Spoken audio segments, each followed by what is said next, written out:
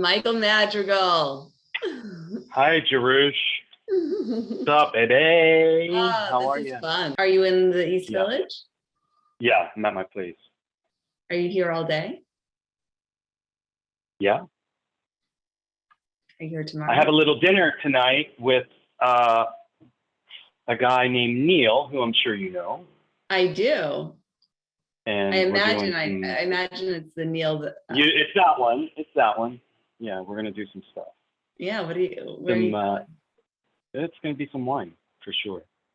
Very cool. I'm doing dinner at Cote tonight. Oh yeah, cool.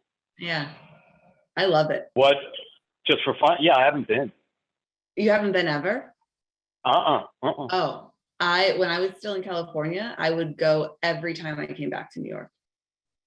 I love it so much. I didn't know you liked meat that much.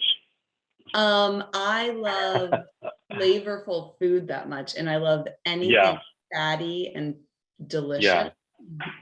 I don't eat that much meat, and that's probably why I like it, because I rarely and it's so good. They do like Korean like stuff, right? Like kimchi and stuff with it. The banchan. Banchan, thank you. Yeah, cool. Yeah. So I'm going with a few guys from business school. We're gonna catch up. Great. Yeah. Good. Yeah, we did a dinner. Did you see that dinner we did at Four Horsemen? No. Oh, we did a Lab-A dinner. I did a Lab-A dinner at Four Horsemen. Oh my God! How come you didn't tell me? Well, it was $325 That's fine. A ticket. It was good. It was great. Yeah. We had nine different wines. Wow. Yeah, they were freaking awesome. Better than I remembered. Oh my God, they're so good. Yeah, they're better than I remembered. Because it took me 3 years to get another allocation. Are you? And I still import it. So I was like, let's just do a dinner and help launch Steve's the Mad Wild Wine thing. And we did that. Yeah. It was huge. It was huge. It was awesome. Yeah. So are you importing for all of the US? No, well, there's no wine. I mean, I had it when I was at Bar Boulud. I had it for 10 years. Remember, I was like the only guy. I was buying it myself. I know. I want to get. And I was selling it. Yeah, I was selling it to like Crush and Pascaline, and that was it. And me. And then eventually, now everyone's like, I want to give me some, and I'm just like, I'm not giving you any. Like, I'll sell it to Four Horsemen. I'll sell it to Frenchette, and then a few places here, and that's it. Yeah. Because when I wanted to sell it, nobody wanted to buy it, and now everybody wants to buy it. It's so crazy. It's so crazy how the wine is so good. Maybe it's better than it was before, but it is so good. It's always been so good. Yeah, but people need to be told what's good. They need to see someone post it on Instagram. They can't make the decision for themselves. The majority of people, not all, but the majority. So I'm not going to reward people who jump on the bandwagon as of recently. You know what I'm saying? Yeah. Yeah, that's it. That's all. Everyone wants it now, and the people that were loyal. Right. And otherwise, I'll just sit on it. I mean, like, what's great is I don't have other things. It's just that. So I don't need to sell other things in order to like use that as a carrot. Like, oh, if you buy five cases of Sauvignon Blanc, here, I'll give you that. Like, I have nothing. It's just like a fun thing for me to still have it. So that you can still drink it. So I can do this really for me. Yeah. And then and hooking up the places that always had it, and then hooking up the places that really want it and know it. Like, like the natural wine places like Frenchette and Four Horsemen. Yeah. Have you been to Temperance Wine Bar yet in the West Village? No. So good. No. It's not a natural wine bar. It's a real wine bar. It has an incredible selection, like everything that you could possibly be curious about tasting, but not like expensive Burgundy, right? Like it's not a place where it's like spend a lot on expensive Burgundy, but here's 50 different selections of super cool wines. I think I tried the Madrigale Blanc. They had that by the glass. Oh yeah, that's great. That's great. Right? Yeah. Like so great. Yeah, that stuff is great. It was a $25 glass, which, you know, for Southern French wine, Languedoc, yeah. it was They fantastic. age really well you wouldn't too. spend 100 something. I wouldn't have bought it for 100 something a bottle, right? Like I would have probably bought something different, but to be able to have one glass of it for $25 was so great. Such a great wine. Well, it sounds like the large format glass pour thing. Question from Alexander. Did you just separate between real and natural wine? Not intentionally, no. Not at all, no. It's all real. I mean, I don't even know what natural wine means, you know, at the end of the day. Yeah. I mean, it's kind of like it's a perception. You know, there's no like hard and fast rules, like these are the regulations to be called natural wine. It's just your own interpretation. Most of it comes from saying that you don't add a lot of sulfur, you know? Like you could use pesticides in the vineyard and then just say, I don't use sulfur in the bottling, so it's a natural wine. Right. Right? And maybe the question is, I said a real wine bar versus a natural wine bar. And got it. I let me step back and retract that. They're all real wines. They're all real wines. I would say it is a wine bar that is inclusive of all styles of wine, natural as well as conventionally made. Except that it appears I think that's a really great, like, I think it's really good to make people be precise in their speak and their language. So I appreciate the question to clarify between, you know, the distinction that could have been drawn that was implied that I was making by saying that. Yeah, they're all real wine. It's all real wine. Natural just might be exclusive of conventionally made wines that do see sulfur and maybe see, I would say sulfur is probably the biggest. Yeah, and you know, like, I think natural wine is like a thing that people can hold on to and just say, meaning it's good. You know, like, oh, this is natural wine, but this isn't natural wine. So, okay, I want natural. Yeah. You know, it's like a false equivalency somewhat. And natural wine is rooted on something that's still not really solid. Like there's not a solid rules and regulation of what makes something natural wine or not. Mm-hmm. So natural wine, unfortunately, has become just, to a lot of people, a marketing thing. Yeah. Where, you know, it just makes it easier for you to sell your wine by saying it's natural. So I really don't know. And, you know, it's funny, speaking of Labé, right? Like that's the best natural wine. Yeah. You know, it's like that and like Auvergnois, right? That's the best one. But I don't think of it as a natural wine. I just think of it as a great wine. You know, it transcends all of those categories. So it doesn't mean that much to me, that term at all. Michael only drinks good wine, regardless of category. I try to. Or classification. Yeah. But it's just weird. But, you know, the way that we sort of started our careers in wine was that we started at the great classics, right? When you worked at Le Bernardin and I was working, you know, I started at Boulud, and, you know, you're tasting the DRC, the Latour, the Cristal, the Krug, a lot. Yeah. And then, okay, you build your basis of knowledge on those wines. And the more and more you taste, the more you sort of reinforce your idea of what a good wine is supposed to taste like.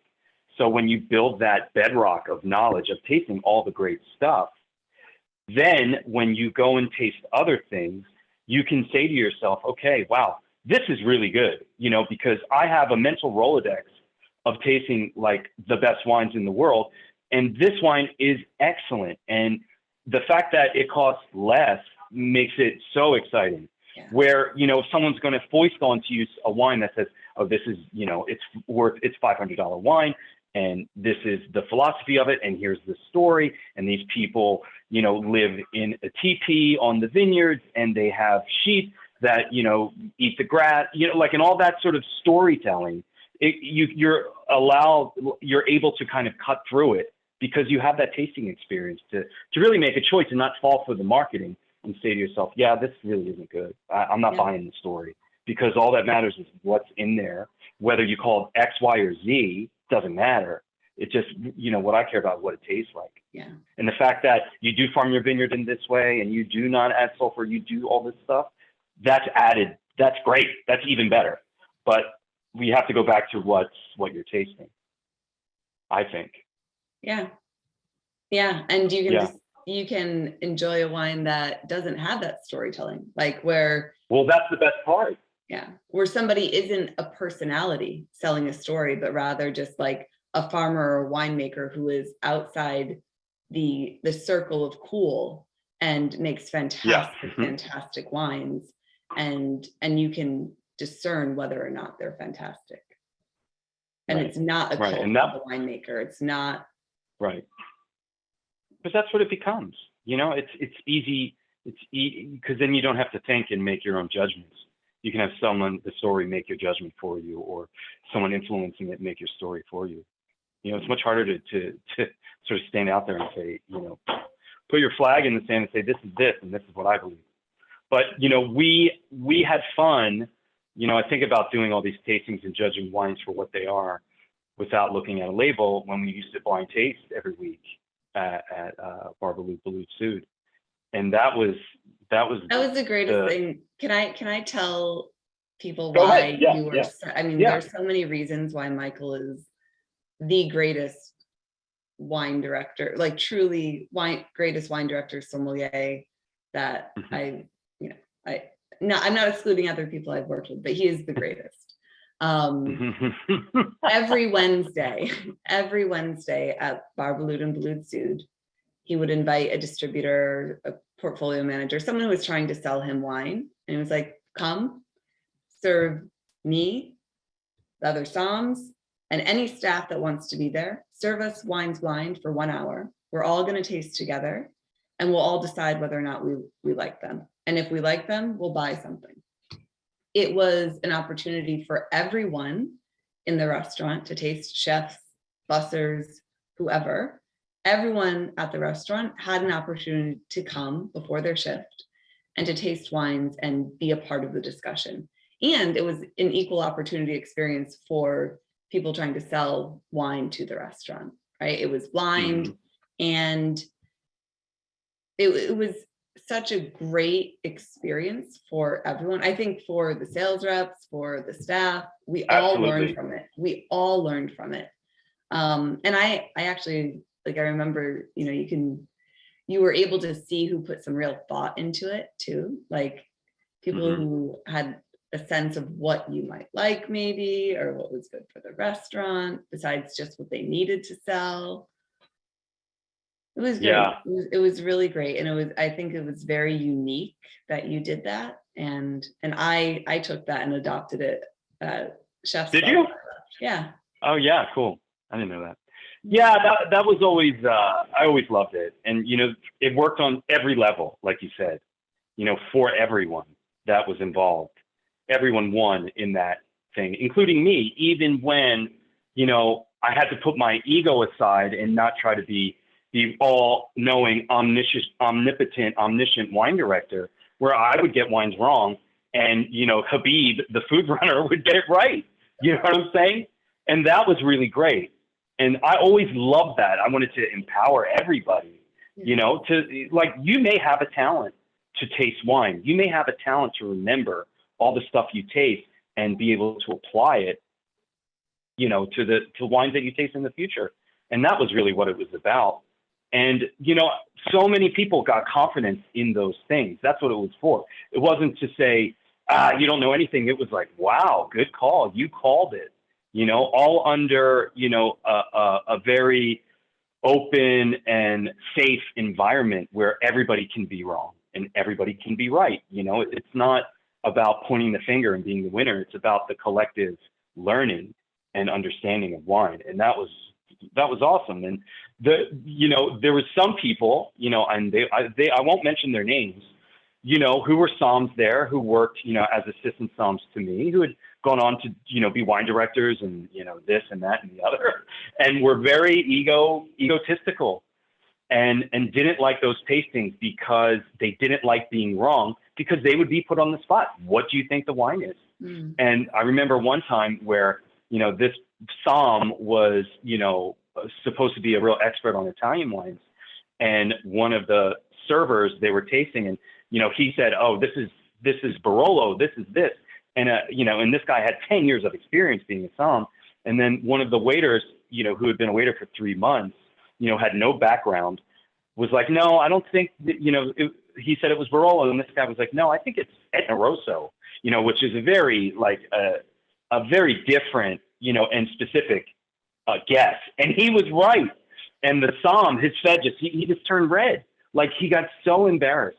And it kind of made me internally laugh to myself, because it's like a comeuppance. Like, dude, you can't know it all. Stop trying to be, the all-knowing somm.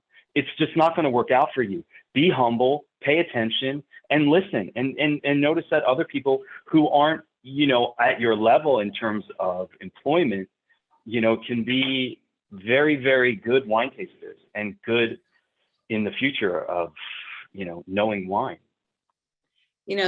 I think that's a good segue into talking about some of the great people who were bussers and runners at Boulud Sud when we were there, who have gone on to do really great things in wine. I don't know if you want to, I actually mentioned Ian, because I walked by Ian's restaurant the other day. Yeah. And I saw Friedkin in Brooklyn, right? Yeah. He came out of there. Who else? Levy Dalton came out of there. Joe. Who else? Joe Robitaille. Joe Krakow. Who else? Eduardo Porto Carrero, who's now in, where's he? Atlanta. He's in Atlanta. And Ronald, who now has a restaurant in Singapore. Yeah. Right? Is the wine director there. Michelle Biseglia, who was running Blue Hill Farm, Blue Hill in Greenwich Village. She's in LA now. She's in LA now. And who else? Christine Collado, wants you who was running. Put light on your face. Yeah. Christine Collado, who was running Brooklyn Fair. Yeah. I'm give him my seat, right? Yeah, lots of empowerment. Yeah. Lots of good stuff. Yeah, I'd say. Michael's a great leader. Yeah, I love it. Lots of mini versions of themselves and puts them out into the world. Yeah, I loved it. Like, it was so much fun. It was great. It was so much fun. You just eventually it's like, dude, I can't do this restaurant crap anymore. I just can't. I remember Ned Benedict, who was great. Loved him. And he tragically died a couple of years ago. And he was a somm for so many years, and he worked at Oriole, and he worked here, and he worked there, and he said it, and it was exactly right. He's like, I did it. I love wine, so I wanted to be a somm, and that was the same for me. Like, I didn't want to work in restaurants, but I love wine so much that working at a restaurant is the really only way to drink with both hands, like a fire hose of wine, and learn about wine. And I came the back way to that, because I started working at a Burgundy wine company, and then I moved to Burgundy and made wine in Burgundy. Then I started working for LVMH, and then I went back to work at a restaurant because I wanted to learn. I wanted to taste every great wine ever made, and I did, which was awesome. And like going back to Ned, he had the same sort of idea. Like, I love wine, and I'm going to work at a restaurant because this is the way I can really learn about wine. But eventually, he's like, it's every night it's 12 p.m. and I'm waiting for this table to leave, and they won't leave. It's the waiting, right? And you're like, I could be home with my wife, I could be home with my kids, I could be doing that, and eventually it just doesn't pay anymore. Yeah. You get to that breaking point where you're like, it's Groundhog Day of like water torture. It is. It's like, because you're not in control. Yeah. You're not in control. And there's no clear You're end. at the mercy. Yeah, you're at the mercy of these, tables who just don't care, and they're going to stay and they're going to nurse their glass of wine while there's no other table in there, and you can't tell them to leave because this is fine dining, and you just got to wait, sometimes to 2 a.m. because of that. Yeah. And that's enough to make anybody want to say, F it, I'm not doing it anymore. Exactly. It's the combination of like this Groundhog Day scenario where it's like a repeat of the same thing. Like I said, it's like the same 5 conversations 95% of the time, like on repeat. Right. It's like you're just like hearing yourself like say the same story over and over again. It's new for everyone you're talking to, and it's that's true.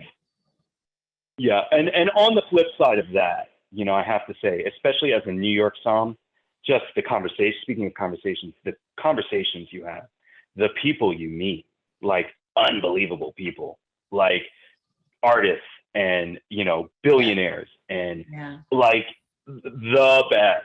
Like New York, I would think there's no other place that comes even close to being a somm than in New York City. It's because that 5% of conversation that's new and exciting is the best conversation that you could get. Yeah, it is. That is true. It is like the best perk of it. Yeah. So I don't know if Michael knows this, but I'll tell the audience. I do still sometimes guest somm. Do you? Yeah. Yeah, I fill in. Where? Hopefully. I was doing it at Press before I came back from Napa. In Napa, I remember you told me that. Oh my God, that was the coolest thing. I like really like, it was so cool because I did it over the span of the 4 years I was there. And I've never been as good a somm as I was at the end of like last summer. Really? Yeah.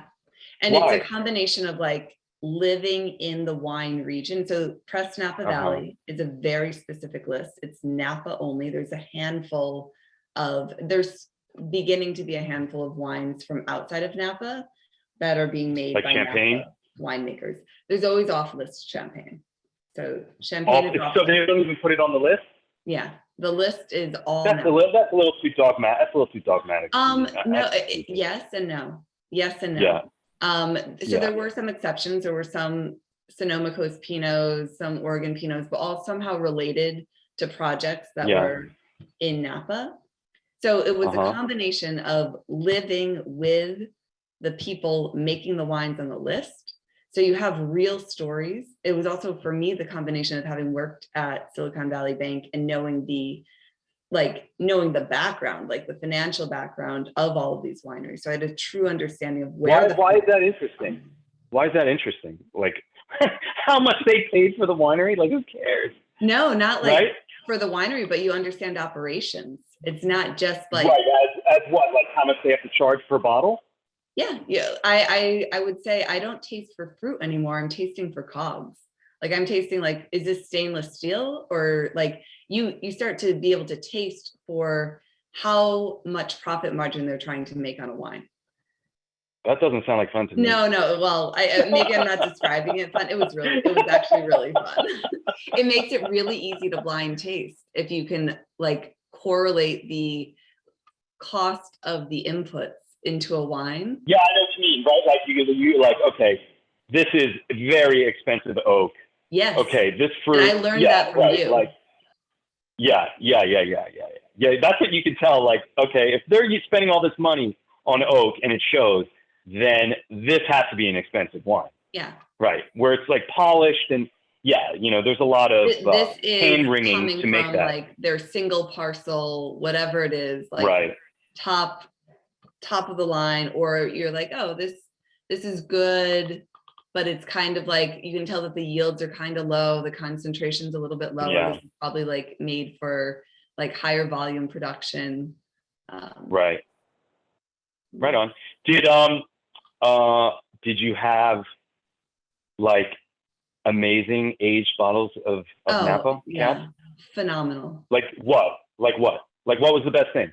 One of the coolest Did you have, wines. Did you have 69 Chapelet? 69 Chapelet? No, but 74. Chapelet? Yeah, that's the best Napa wine I've ever had. Yeah. 74 Chapelet. Yeah. And then 74 Sterling. I remember it being like, first, cool. And I don't know who made it. I remember spending like 2 days trying to find out who the winemaker was at the time at Sterling. Yeah, I don't know. And it was like one of the first days that I was Foreman, there. maybe?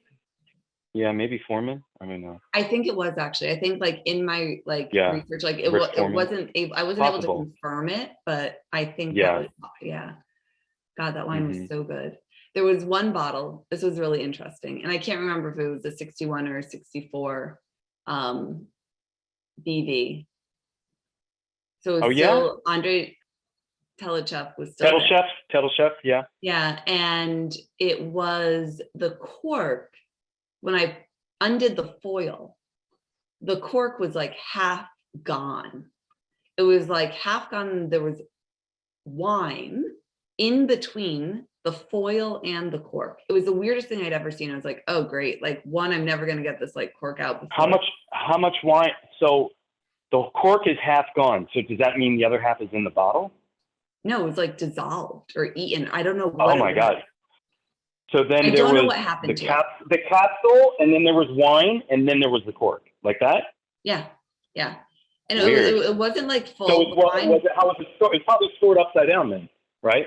Because a lot of those wines came in. You know, like, did you ever notice like the old Napa? You see those old cases of mostly always California wine. They box them in cubes, like those cube boxes, and they would say turn them upside down if you're going to age them. Really? So then all the wine, because if you turn them the other way, the corks are going to dry out. Yeah. And you don't have they didn't have the flat boxes. A lot of people just put them in cubes, so they didn't have the flat boxes where they would lay down. So they would always say store this way. So they'd have them upside down, so the wine would just be touching the corks the whole time. So I bet that's probably what happened. Yeah. It leaked through, right? It dissolved part of it, and it leaked through to where the capsule was, and then when it got turned upside down, there was water there, or wine. Yeah. I mean, the weird part is like exactly what you asked, like where'd the cork go? I don't know, where like disintegrated into thin air. That sounds strange. I don't know. Right. But the cork came out, pulled it out, didn't crumble into the bottle. The wine was unbelievable. It was so good.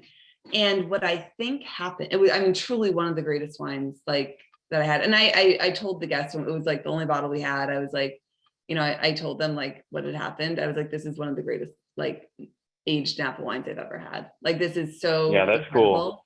And what I think happened is like whatever wine was in that headspace had probably oxidized and taken like all of the aging and death that would have happened otherwise. Right. So the rest of the wine in the bottle was protected. Yeah. Canary in the coal mine. That's cool. That reminds me of one time when I, worked one of these rich guy dinners at their house, and there was a bottle of 62 La Tâche, and the fill was like way down, right? And everyone was like, that bottle's it's effed up. Like, don't even bother. And it was me and another guy. Like, I got my iPhone and I just like turned the flashlight on, and we looked at the color, and it was like ruby red, like brilliant ruby red, like perfect color, even though like that much was gone out of the bottle. We're like, okay, let's give it a shot. And I peeled the capsule, and there was a worm in the cork. Oh. There was like a little like a white, like a maggot worm, like that was probably eating the cork. Yeah, and we're like, oh my God. So pulled it out, and it was like the greatest wine I've ever had in my life. It was so good. It was amazing. Oh my God. And everybody was like, oh my God. Oh my God. And that's like the one, I learned that lesson. It was like over 10 years ago, but that was a lesson to learn, like when you're buying old wines, that fills are important, but they're not the only thing, right? Right. Color is very important. Yes. With that sort of 100%. stuff. Even more important. Yeah. The fact that it was that color, everybody was like this, people who weren't paying attention thought it was dead. But we were like, I bet you this is going to be good. And it was unbelievable. Yeah. So, wow. yeah. Oh my God. I can The like trials taste and that. tribulations of corks. Yeah. I had at dinner last week, this is a fun story. One of the girls that I went to business school with, Lauren Rose, her grandfather. Yeah, you told me about her. Yeah, 1934 Yeah. Corton Bresson. Oh, sorry, not Corton, Bone Bresson. From From who? Jadot. Cool. Was it Hospice? Was it a Hospice bottle? A Hospice de Bone bottle? No, it wasn't a Hospice. It was just like a Jadot from bottle? Jadot. Yeah. Unbelievable. Like unbelievable. And I think it was so cool for me to try that, because when I was in Burgundy with Brenna this fall, I walked like to get exercise. I walked like from the center of Beaune up to the top of the hill of Beaune, right behind that vineyard, like not every day, but like regularly. It's a super steep hill. It was like a little like, you know, a little bit of exercise, too steep to run. I ran it once and I was like, this is too steep to do again. So Bresson is like this steep slope. You probably know it. Yeah, I didn't know it was that high up. I didn't know it was that much higher than well, the it other. goes from the valley to just to the edge of the pine trees. So half of the vineyard is like low-lying, kind of like heavier soil, and then the other top is right next to the pine trees, is like covered in shade by 3 p.m. It's like bedrock, with outcroppings of limestone. And it is exactly. And historically, the parcels. So we spent a morning there with dVIN, from dVIN Wines. And historically, the parcels, how they were arranged was from the bottom of the slope to the top, which is just how close St. Jacques parcels are arranged. Where like you own a strip of land up the hill, and historically the wines. So you can have the whole thing. Yes. That is awesome. Right. Yes. And that's like, how they sold Clos St. Jacques. Right. And the Clos St. Jacques is, I guess Rousseau like separates bottom from the top now, but historically that wine, which is considered one of the greatest Premier Cru wines, should be Grand Cru in Burgundy. Yeah. Is a blend of like low-lying, like that kind of heavier soil and that top you mix soil. It together, right? Blend of that strip that makes it so exceptional. That's how thoughtful that they did it that way, that they parceled it out that way. Yeah. When you think about it, because that's all for quality. Yeah. Right? Because like the guy that, like if they did it the other way and they say, okay, we'll sell you the bottom half and you get the top half.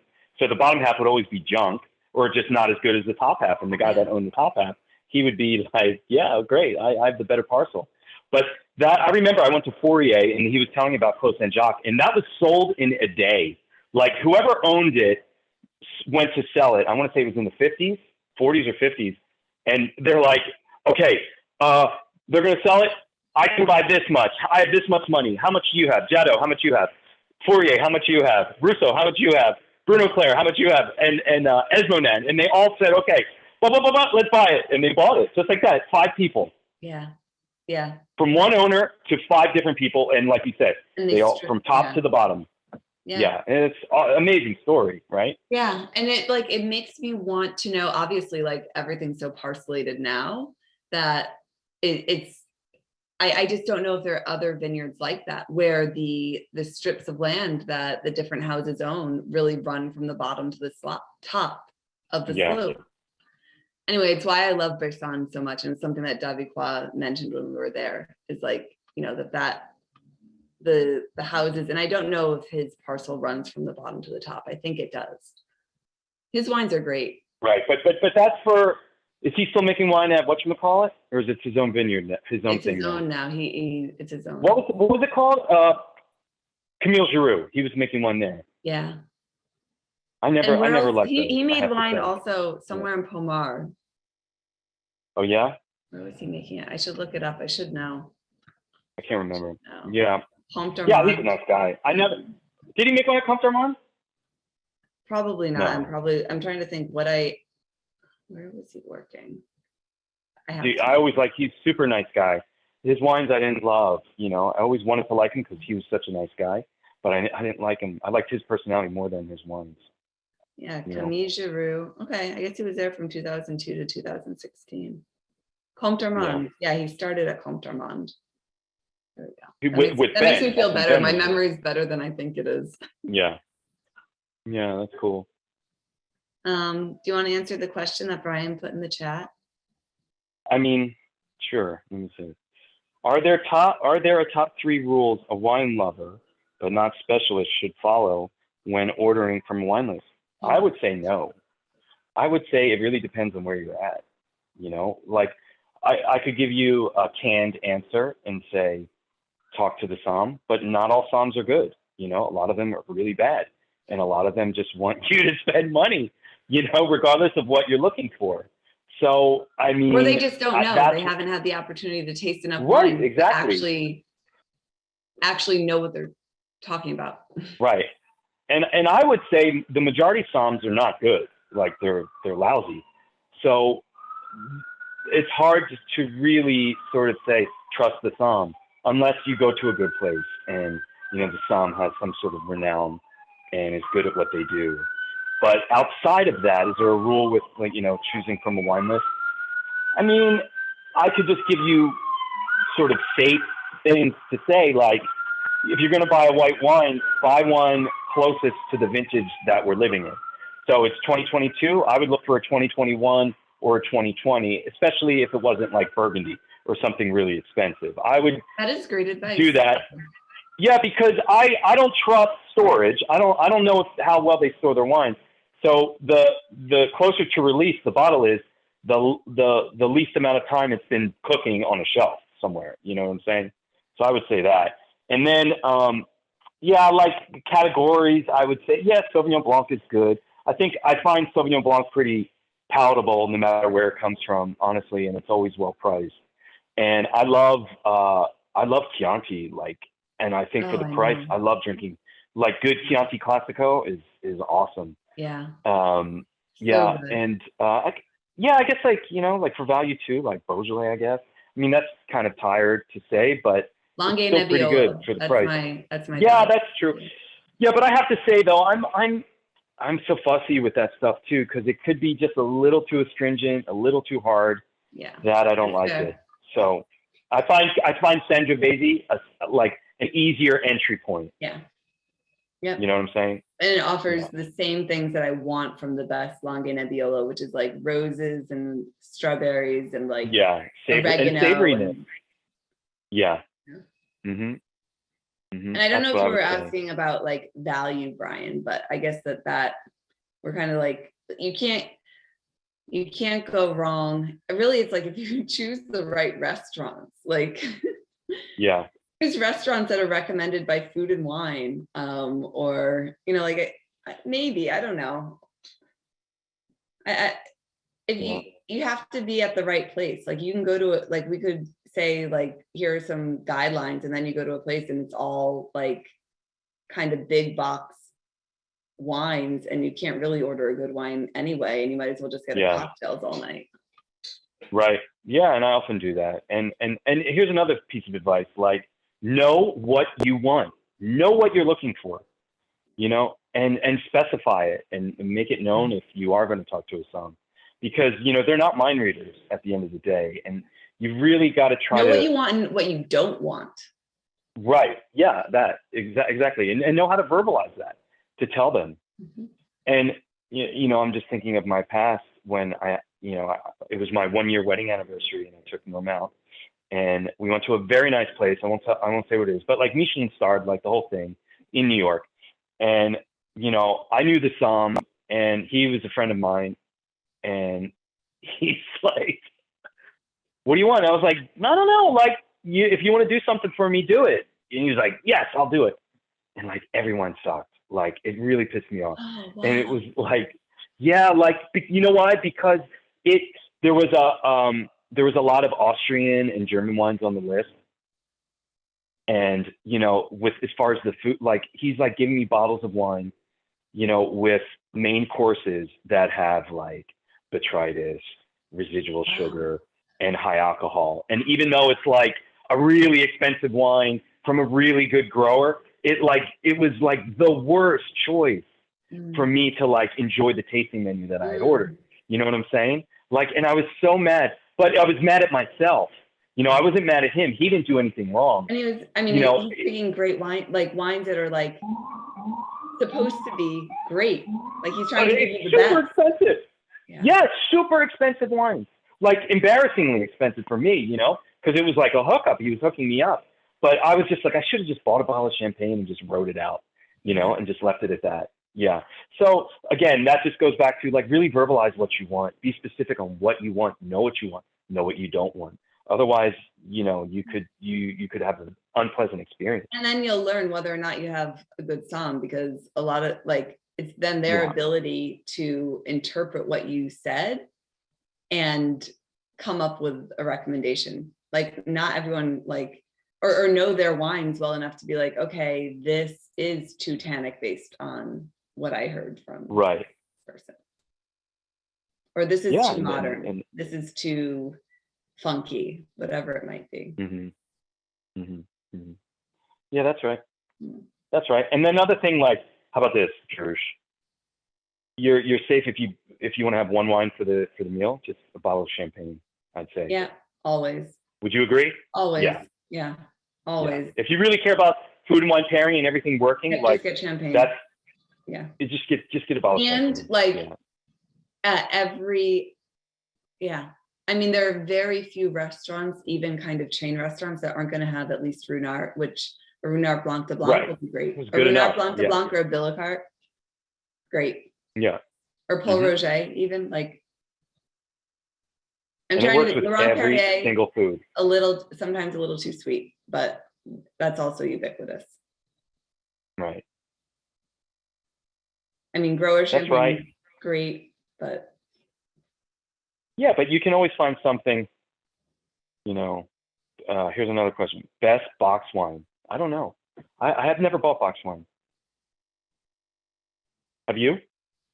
Oh, I used to drink Francie in high school and college all the time. Yeah. Well, what's the one like Jenny and Francois? Like they bring one in that's pretty good. That's yeah. It's a Coteron. Estigar or EST. Here, let me do a little 750 research. Yeah. It's Jenny and Francois. It's a Coteron. Domaine Estegars or something like that.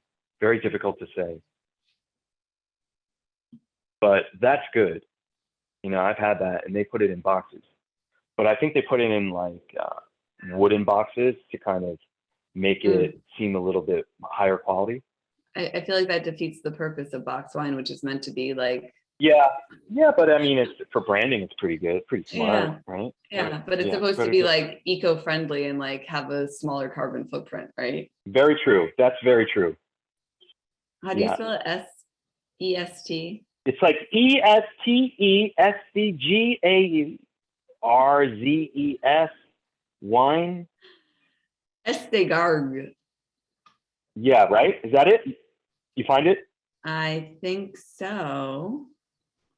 I don't know. Can't tell. Yeah, it's not Jenny and Francois. It's like Summit Selections. Maybe they changed, but I remember it used to be that. Anyway, yeah, I don't know. I really don't know outside of that for box wine. Does it look like that? Although I was, yeah, I think so. Yeah, okay. Yeah. Michael. Yeah. You want to talk about Gentaz? Gentaz d'Hervieux? Yeah, sure. Because I remember when I first arrived at Bar Boulud in Boulud Sud, I arrived, and I think the first day, Michael brought me down to the cellar, and he opened up a cage door, and he pulls out a drawer, and he shows me like, I don't know, a vertical of Gentaz d'Hervieux. And I didn't know who it was. I did not know the producer. It wasn't like, and I was like, this is something special, and I don't know what it is. Yeah, because the Northern Rhone was very obscure even then. And I kind of ruined that. I think I was so loud about it with social media and the dinners I did with Manny Burke at the Rare Wine Company. Like it was ruined after that. I was buying. It was ruined it. Yeah. I remember though that Ganon and all that stuff. Yeah, all those. Yeah, I mean, we did those dinners. It was like the best thing in the world. And I told Manny, like, I've had a lot of great experiences being a sommelier, but this is the best. Yeah. This was the best thing. Yeah, because you're just opening, you know, Jean In it was 1988. Jean shop. Yeah, Jean shop. Versailles. Yeah. Jean shop, Versailles. Klopp. Yeah, like Almond. We did these like dinners, 15 wines from each grower, Yeah. going back to the 70s. Yeah, it was incredible. And they were in perfect condition. And people paid like $2,000 a seat, which is cheap now when you think about it. But it was a lot then, you know, especially for like, it was a very select amount of people who like love that stuff. Were like, I'm going, here's the money. And that dude, the winemaker, what's that called? Bionic Frog. What's the name of that winery? Oh, the one. It's like Washington State. Yeah. Cayuse or something. Exactly. Thank you. Cayuse. That dude, it was in during the harvest. And he bought a ticket. He flew into New York, did the dinner, and flew out the next morning or flew out that night. Wow. Flew out the next morning. And he was picking effing grapes. Wow. He's like, it was the Jantaz. It was the Jantaz dinner. He's like, I have to go to this. He was like, crazy hair. He had like grapes. He had like crap in his fingers, you know, from picking. We're like, okay, cool. Sit down. You know, it was amazing. And, you know, all the big ballers were there. Yep. I remember people that hate each other in the industry, you know, that like was there each other in an industry outside of wine. Like, well, yeah, exactly. Like people like, it was like, you know, grandma died and then everybody let's just come and just, okay, let's be cool. It was like that type of event. Like, it was like, I will put aside our differences so I can sit and drink and taste these wines in this condition, in this format. Yeah, it was way cool. It was way cool. Can you tell? I'll never forget it. The couple of people who are here still, like why Jantaz is so great, where he's from. Well, I mean, yeah, he had very, very old vines in Côte Rôtie. And, you know, you could say this about him, that it would also apply to like a guy like Julien Labbé or Jean-Francois Coche or Henri, what the freak am I trying to say? The guy, the best like winemaker in the world in Burgundy, in Romany. Jaillet, Henri Jaillet. Yeah. So like you could say that about all those guys, because first they're farmers and they're good effing farmers, right? They know their vines, they know all that stuff. Second, they're artists, and they have like the equilibrium of both, where they know how to farm and they're sort of inspired by what they're doing, and therefore the wines that they're making are super honest to where they're grown. They know enough not to use all the tricks to make it seem bigger or fruitier or all that sort of stuff. They're really taking what they're given by their hard work in the vineyards and just, you know, aging it the right way in barrel and then bottling it the right way. Just really with intuition and good technical skills in farming. And that is the hardest thing to come by. And that's why there's not many of them in history of wine. And Jantaz was one of those guys. Yeah. And a lot of times these guys are absolutely crazy, you know, but the stuff is just epic. And the other thing is, like, you look at the marketplace, especially during that period when he was making the wines, it was the same period when Guigal was doing all the lalas in Côte Rôtie, right? And you couldn't have two more different styles of wine, you know? And the Guigal lalas, and, you know, with Robert Parker's, all of his accolades and all that stuff, people were spending so much money for them, like, especially in the 90s, you know, to get those wines. And, you know, Jantaz was selling his wines for $30, you know, and that was expensive, you know, because a lot of people didn't know what they were. And now, you know, the Guigals, like, when they were released, say they were like $200. Today they're $500. And you know, and the Jantaz they released, they were $30, and now they're $8,000. Yeah. You know what I'm saying? Yep. For a bottle. So And that's if you where, can find them, I feel like they've all been drunk. If you can't find them, they're gone. And you know, that just tells me that my philosophy, the philosophy of if it tastes good, the philosophy of I don't care what whomever influencer whatever says this or what story you're telling with natural wine, it doesn't mean anything if you really care about the best stuff, because that can only come from really tasting a lot of wine, doing a lot of homework, and visiting places and visiting people and figuring it out on your own. And that's a hard thing to do. Luckily, I had you had the sort of forethought to say, I want to taste all the wine. I don't want to have to pay for it. I'm going to be a somm. And that's really what the byproduct of that is, this stuff for me, of chasing after stuff like that before the market's there. I didn't even know. And yeah. I didn't even know what I was getting. And it still exists.